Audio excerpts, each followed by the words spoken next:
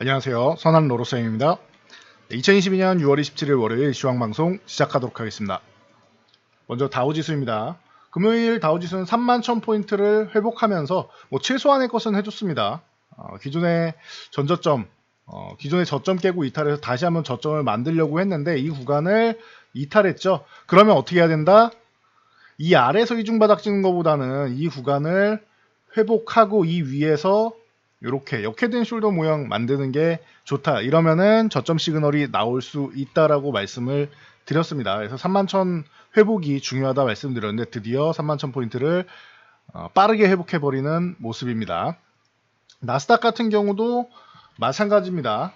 11,200 정도는 기존에 이번에도 비슷하게 만들려면 이렇게 11,200을 회복해야겠죠. 그리고 나서 이렇게 하면 역헤드 숄더 모양이 나오는데 11,200 정도 올라온 거는 그래도 최소한의 것은 다 해줬다 생각하시면 됩니다. 12,000까지 올라서 이 위에서 해주면 뭐 제일 좋은데 이것까지 바라는 거는 욕심인 것 같고요. 해주면 좋은 겁니다. 네, 바라지 않고 있다가 선물을 받으면 좋은 거고, 네, 그게 아니라면은 이제 요 정도 12,000원 위쪽 못 올라가더라도 돌파 시도 정도도 좋고, 아니면 이 근처 갔다 그냥 한번 이렇게 바닥 하나 더 찍어주고 가는 것도 괜찮습니다. 추가적으로 다시 이렇게 밀려서 전저점을 또 깨고 내려가지만 않으면 돼요. 가능성은 좀 낮다라고 봅니다. 그래서 뭐 참고하시고, 미국 고용지표가 계속 긍정적으로 나오고 있다 보니까 제임스 블라드 총재 누누이 말씀드리죠. 가장 매파적인 연준위원이고 자이언트 스텝 굉장히 만족해하고 있습니다. 지금. 그래, 이렇게 빠르게 금리 인상해서 인플레이션부터 잡고 경제 안정화시키고 그리고 나서 뭐 금리 인하를 또 하던 맞춰가면 되는 거 아니냐. 여유롭게 갈 상황이 아니다. 인플레가 가파르게 올라왔기 때문에 상승 곡선을 그리기 때문에 이렇게 빠르게 대처하면 된다라고 얘기를 하고 있습니다. 굉장히 만족스러워하고 있습니다. 제임스 블라드 총재가. 그래서 이 정도까지 보시면 되고, 이렇게 인플레 빨리 잡으면 경기 침체에 오지 않게 할 수도 있다라는 발언도 종종 하고 있으니까 참고하시면 될 것 같아요. 가장 매파적인 사람도 이렇게 돌아서고 있다. 5월 근원 PC 물가 발표 예정인데 이 부분은 그냥 물가 쪽은 당분간은 계속 크게 기대감 갖지 않고 있다. 잘 나오면 다행이다 정도로 생각하시면 돼요. 바이든 대통령이 중국이랑 대화해서 대중관세나 얼른 인하하면 좋을 것 같습니다. 자, 우리나라도 미국보다 조금은 늦었지만 이틀 연속 반등이 나오면서 2,400포인트는 턱걸이 정도 해놨습니다. 이 구간을 내일까지 해서 넘어가 주면 좋은데 내일이 아니더라도 이번 주 안에는 넘어가겠죠. 그래서 여러분들 생각하면 넘어가면 바로 넘어가기 제일 좋을 것 같습니다. 위쪽에 올라와서 이런 식으로 우리나라는 좀 뒤늦게 올라왔으니까 이렇게 이중바닥을 그려도 되고, 두 번째 엉덩이를 좀 높이는 거죠. 첫 번째, 두 번째. 두 번째 바닥을 높이는 이런 과정을 만들어도 되고, 제일 좋은 건 2550 위에 한 2650 가서 2550으로 이런 식으로 바닥을 만들면 제일 좋은데 우리가 이렇게 힘이 있을지는 잘 모르겠어요. 제일 좋은 건 이거예요. 2650이나 이 위쪽에 올라왔다가 5월 말에서 6월 초에 갔던 구간이죠. 이 구간 갔다가 한 번 더 이렇게 살짝 하면은 이 아래 구간 역헤드 앤 숄더를 완벽하게 만드는 이런 구간이 나올 수 있는데 쉽지는 않다. 우리는 이렇게 짝꿍둥이로 이제 이중바닥 만드는 게 우리가 할 수 있는 것으로는 그래도 좀 현실적이고 좋은 선택이 아니겠느냐라고 보고 있습니다. 이거 참고하시면 될 것 같아요. 자, 코스닥 같은 경우도 살펴보면은 낙폭이 컸던 만큼 반등도 잘 나오고 있는 거다 보시면 돼요. 750은 당연히 회복되는 거라고 말씀드렸고, 요 한 830에서 840 구간, 이 구간까지 회복된 다음에, 그러니까 900까지 올라온 다음에 나오면 좋은데 이 구간 정도 근처 800 위쪽까지 와서 이렇게 이중바닥, 역시나 이제 두 번째 바닥을 높이는 과정이 되는 거죠. 이런 모양 나오는 것도 괜찮다. 우리랑 미국이랑은 모양 자체가 좀 다르다라고 보시면 돼요. 물론 제일 좋은 건 900까지 한 번에 올라온 다음에 이렇게 한 830을 바닥으로 해서 어떻게 보면 이런 모양을 만드는 것도 괜찮은데, 우리나라 모양은 역헤드 앤 숄더보다 이렇게 이중바닥성 움직임의 가능성이 높다 보시면 될 것 같아요. 자, 수급 동향을 살펴보면 외국인들이 주식을 사고 있습니다. 최근에 보면은 참 특이한 경우가 아닐 수 없습니다. 오늘도 11원 이상 환율이 내려가면서 이제 드디어 1290원 아래로 내려와 있는데, 1290원 아래만 당분간 이번 주에 유지해줘도 괜찮아요. 제가 볼 때는 더 내려가면 좋겠지만 1290원 아래만 유지해줘도 되고 다음 주부터 해가지고 7월부터 해가지고 더 추가적으로 좀씩 내려가는 것도 괜찮습니다. 이거는 일단 1290원 아래로 내려오는 게 중요했어요. 기존에 말씀드렸듯이 1290원 넘어서 1300원 한번 도전을 할 거다라고 말씀을 드렸죠. 그리고 나서 당국의 개입이든 뭐든 나와서 어떤 상황이 벌어지든 괜찮으니 1300원 도전을 할 거다. 넘어가는 것도 나올 거다. 대신 유지되기보다는 1290원 아래로 내려와야 어떻게 된다? 환율 모양이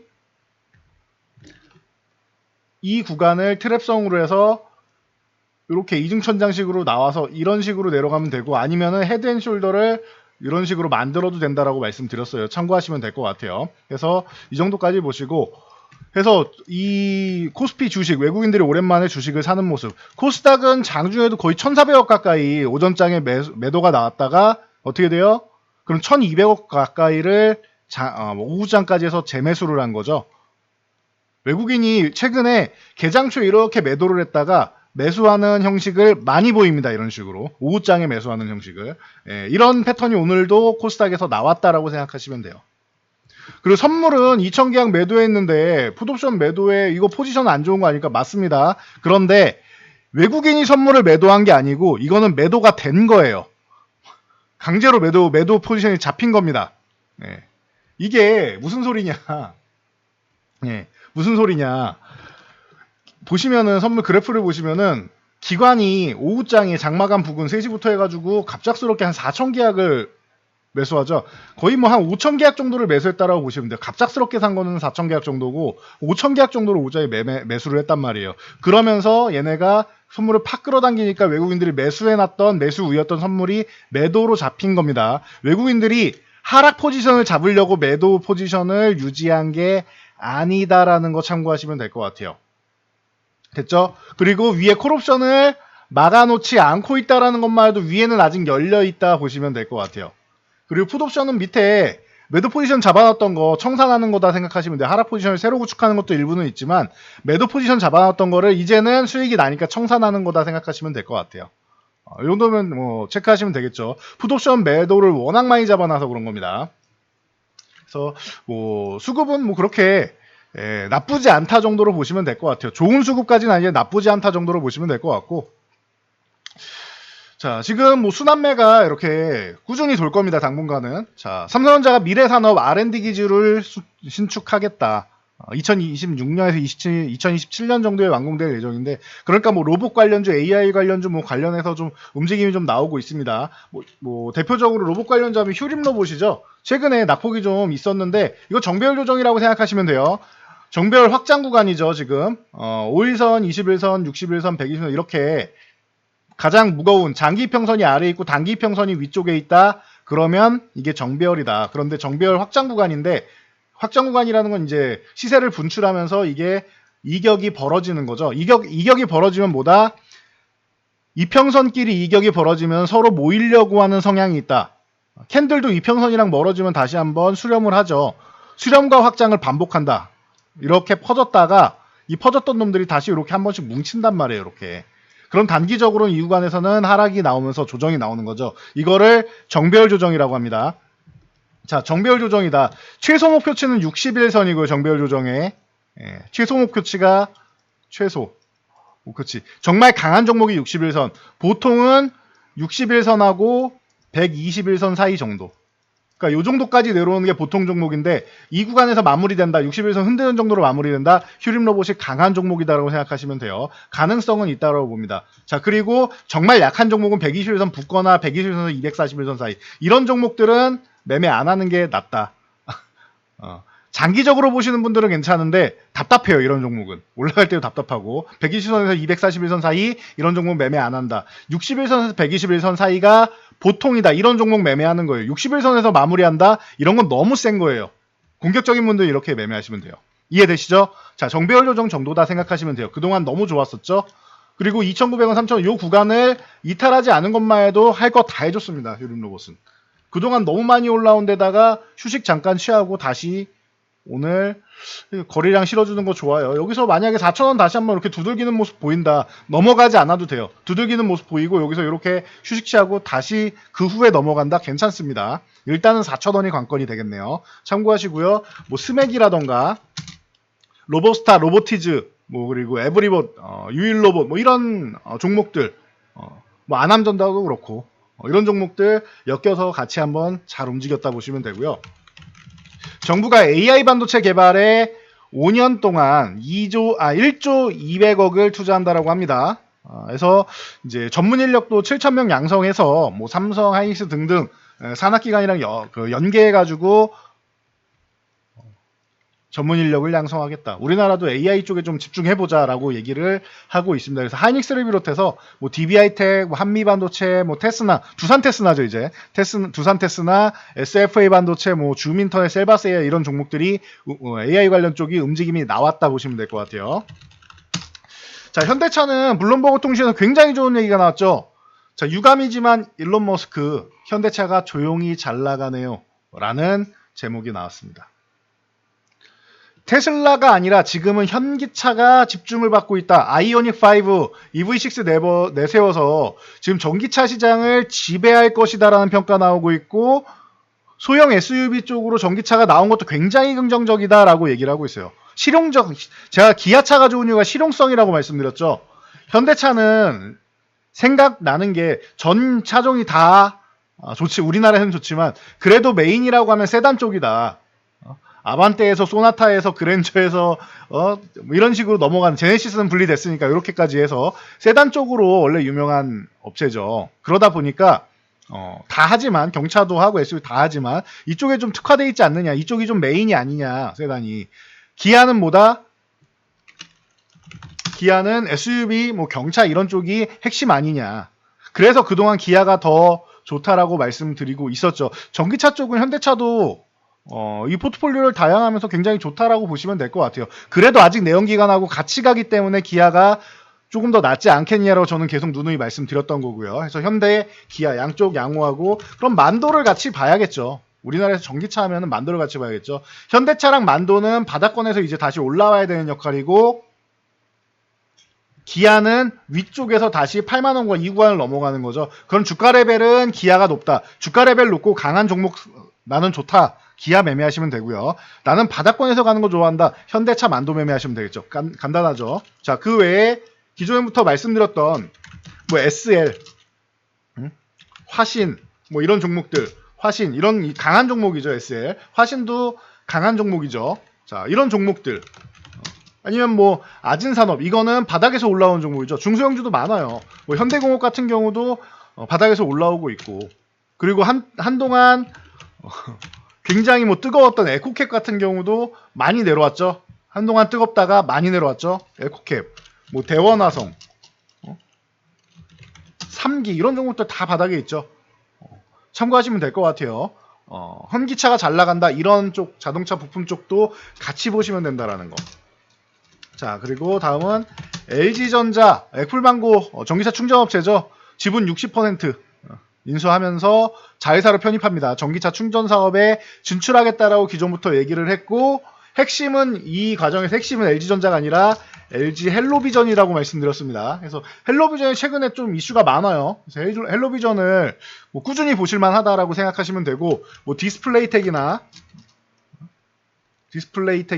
이제 뭐 데오플러스, 그리고 뭐 아모센스, 뭐 S트래픽 이런 종목들 전체적으로 충전 관련된 종목들 바닥 찍고 다시 한번 반등 나올 수 있는 찰나 와있다 보시면 되고, 파워로직스나 뭐 MPC나 영화테크 이런 폐배터리 관련주도 순환매, 뭐 코스모화학도 같이 봐야겠죠. 그럼 코스모화학 뭐 이런 폐배터리 관련주 순환매 계속 나올 수 있는 기대감이 있다 보시면 될 것 같아요. 이쪽에서 코스모화학이 강한 종목이고 나머지는 좀 약한 종목에서 바닥에서 올라오는 거다 생각하시면 될 것 같습니다.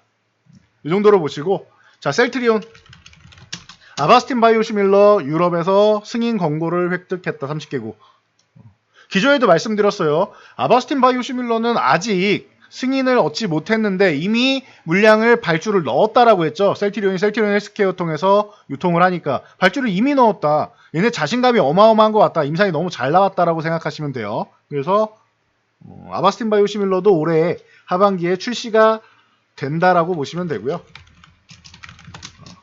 자, SK 바이오사이언스는 코로나19 백신 드디어 이제 되지 않겠느냐, 드디어 출시되지 않겠느냐라고 기대감을 갖고 있습니다. 요즘에 코로나 신경 쓰는 사람이 많이 줄었음에도 불구하고 그래도 백신이 나온다라는 거는 미래를 생각할 수 있는 거다라고 말씀드렸어요. 셀트리온의 치료제, SK 바이오사이언스의 백신 이런 게 미래를 준비할 수 있다.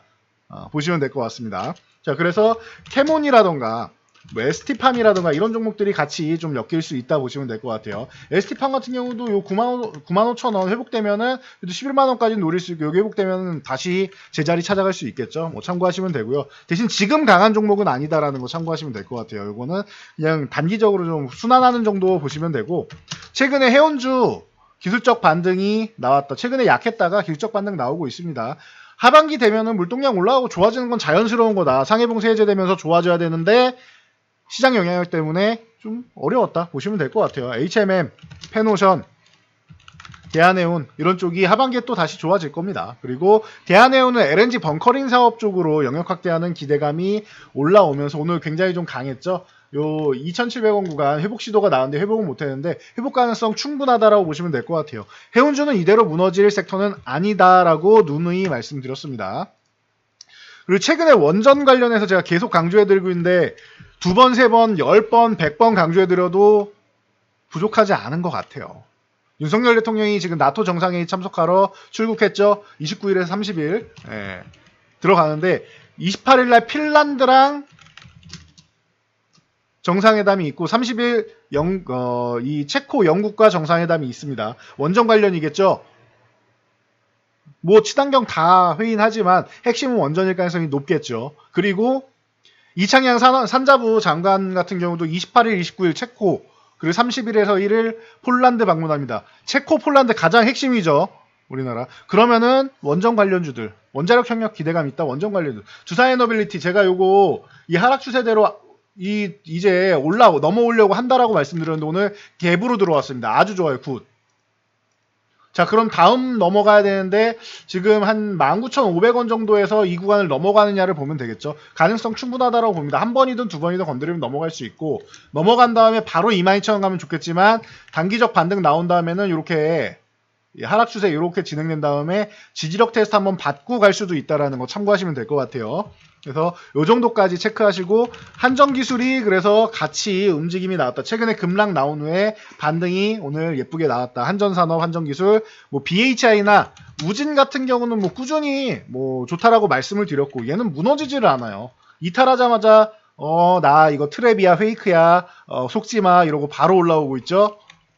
일진파워 같은 경우도 지금 바닥권에서 이탈한 다음에 좋은 모습입니다. 주가 레벨은 우진이 제일 좋죠. 그리고 한신기계 약속의 8,500원. 이제 나왔네요. 8,500원. 약속의 8,500원. 지난번에도 자사주 처분할 때 8,500원 지지 받아야 된다. 원전 관련주 끝나면 안 된다. 얘가 대장인데 끝나면 안 된다. 안 끝났죠? 자, 이번에도 8,500원 예쁘게 와줬습니다. 여기부터가 중요해요. 이제 12,000원 구간을 한 번에는 아니어도 두세 번 건드리고 넘어가줘야 된다라는 거. 12,000원 한신기가 넘어가줘야 원전 관련주들이 더 움직일 수 있다는 거 참고하시면 될 것 같아요. 그 외에 뭐 보성파워텍부터 시작해서 뭐 BHI 여러 가지 종목이 있으니까 우리기술, 오르비텍 많죠. 참고하시면 될 것 같습니다. 자, 그리고 원숭이 도창이 국제공중보건 비상사태에서 미지정이 됐습니다. 그래서 HK 이노엔이 뭐 대장이라고 말씀드렸는데 더 밀릴 게 없어서 안 밀린 거예요. 뭐 이런 뭐 미코바이오메드나 이런 종목들 괜히 올라온 종목도 오늘 좀 이제 이 저항 구간이기도 하고 해서 하락이 좀 나왔다 생각하시면 되고요. 자, 그렇다라고 하면은 뭐 엔터주, 뭐 JRP부터 시작해서 이런 엔터주 다시 한번 공연에 대한 기대감 올라올 수 있다. 큐브 엔터도 그렇고, 아니면은 팬 플랫폼 디어유나 YG 플러스 같은 경우도 있고, 자, TJ 미디어랑 뭐 하이트진로 같은 경우 리오프닝 쪽으로 다시 한번 또 메이가 쏠릴 수 있다라는 거. 이거 원숭이 두창 때문에 내려왔다라고 하는데 사실 원숭이 두창이 크게 영향 미치지 않는다라고 했어요. CJCGV처럼 이렇게 올라올 수 있단 말이에요. 왜 안 넘어가? 빨리 넘어가야 돼요. 그쵸? 넘어갔죠. CJCGV처럼 이렇게 올라올 수 있다라는 거예요. 여러분들 지금 중요한 구간입니다. 그래서 여러분들 종목들 지금 반등 나오고 있을 텐데 반등 구간 잘 노린 다음에 본전까지 그냥 들고 간다라기보다는 일부 교체해서 조금 더 빠를 수 있는 놈들 매매하시고, 정말 기업은 좋은데 당장 수급이 좀 밀린다라는 종목들 분명히 있으실 거예요. 저희도 그런 종목이 일부 있습니다. 그런 종목들 교체해가지고 일부라도 좀 순환한 다음에 다시 재매수하면 되겠죠. 나중에 좀 덜 올랐을 테니까 재매수하면 되겠죠. 그런 식으로 순환하는 거 충분히 방법이 가능하다. 콘텐트리 중앙도 뭐 약하고 지금 맵코 같은 경우, 쇼박스 같은 경우 다 내려와 있죠. 제주항공, 진에어 이런 쪽 다 내려와 있죠. 노랑풍선, 하나투어 뭐 다 내려와 있죠. 이런 쪽 파라다이스, 롯데관광개발, 뭐 글로벌 텍스프리 이런 종목들 다 내려와 있죠. 이런 거 충분히 반등 가능하다. 자, 그리고 오늘 또 중요한 얘기가 있었죠. 한국전력, 뭐 한국가스공사 이 연료비 조정을 하겠다라고 했죠. 그래서 조정비로 봤는데 이번 7월부터 9월분 5원 인상한다라고 합니다. 킬로와트씩 5원씩 인상한다라고 해서 한국전력 아마 23,000원 넘어갈 가능성 충분해 보입니다. 꽤 의미 있는 용량의 그리고 금액이 올라갔다라고 보시면 될 것 같아요. 그래서 한국전력 같은 경우 가능성 충분하다. 뭐 한국가스공사도 같이 볼 수 있는데 한국가스공사는 이제 한동안 뭐 에너지 때문에 좀 좋았었기 때문에 기술적 반등 정도라고 생각하시면 될 것 같아요. 그래서 한국가스공사는 목표치를 43,000원이냐 47,000원이냐를 보면 될 것 같다 정도로 보시면 되고요. 자, 그리고 마지막으로 이제 메타버스 관련주나 이제 건설, 건자재 이런 관련주들 뭐 미래의 성장성이나 아니면은 현재 정책 기대감이나 있었는데 좀 최근에 좀 어려웠던 이런 섹터들 있죠. 반등 나오려다가도 최근에 시장 영향력 때문에 밀리고 이런 섹터들 좀 볼만합니다. 건설주는 뭐 GS건설, 대우건설이 가장 대표적이고 일성건설 같은 경우가 좀 이제 일성건설이나 이런 중소형주도 일성신약이 나오냐. 일성건설이나 이런 중소형주도 뭐 IS동서도 있고 많죠. 그리고 삼목에스폰부터 시작해서 고려시멘트, 성신양의 노르페인트, 대림비엔코, 벽산하츠, 엑센, 덕신하우즈 많죠. 건자재, 인테리어 관련 쪽도 같이 보시면 된다. 자, 선익시스템 넥스트로 시작되는 이 메타버스 쪽 선익시스템 바닥권이고 넥스트도 지금 바닥권이죠. 이런 종목들부터 시작해서 뭐 게임 쪽으로 돈다라고 하면 위메이드 컴퓨터 홀딩스가 같이 움직일 수 있고 그리고 위직 스튜디오나 덱스터, 자이언트 스택 같은 경우 이쪽은 VFX 쪽으로 지금 최근에 영화 이 칸 영화제 이후로 영화 쪽에 기대감 모으다가 한 번 더 밀린 거죠. 자, 이 3대 종목도 움직일 수 있다. 그러면은 뭐 MP나 QSI 같은 종목도 같이 볼 수 있겠죠. 그래서 여러분들이 볼 수 있는 섹터들 종목들 많이 있으니까 이런 부분 여러분들 참고해가지고 보시면 될 것 같아요. 핵심이 되는 쪽으로 교체하는 것도 방법이 될 수 있다. 한동안 좀 과도하게 밀린 것들 이유 없이 이제 수급적으로 밀린 뭐 이유 없다고 하기에는 뭐 신용 잔고를 줄이는 것도 이유가 될 수 있으니까요. 그러니까 그런 수급적인 이유 때문에 내려와서 펀더멘탈보다는 우리나라가 조금 더 내려온 부분이 있는데 그래서 뭐 글로벌 하락률 1, 2가 뭐 코스닥 코스피나 이런 얘기가 있는데 괜찮습니다. 많이 밀린 만큼 제자리 찾아갈 때는 또다시 탄력 있게 올라올 수 있다는 거 생각하시고 지금 위기를 기회로 바꿀 수 있는 기회니까 찬스니까 여러분들이 잘 판단해서 자, 순환하시고 혼자 하기 어렵다. 언제든지 편안하게 저희 쪽에 문의하시면 됩니다. 자, 영상이 도움되셨다면 여러분들 주변 분들께도 저희 채널 추천 부탁드리고요. 영상 잘 참고해서 모두 안전 투자하시기 바랍니다.